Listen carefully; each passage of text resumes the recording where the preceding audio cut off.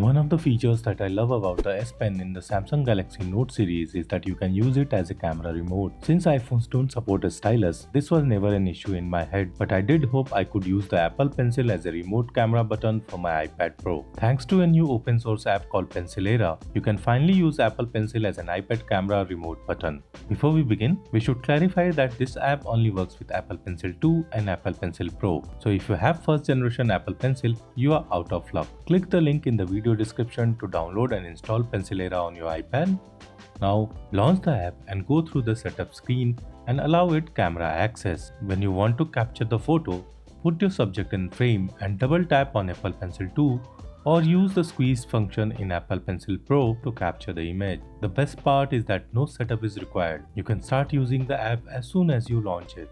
Pencilera is a nifty app that solves a problem and gives a new dimension to your Apple Pencil. I wish the app had a built-in video recording feature, but hopefully that will come with a future update. We hope you like this quick guide. Thank you for watching, and I will catch you in the next one.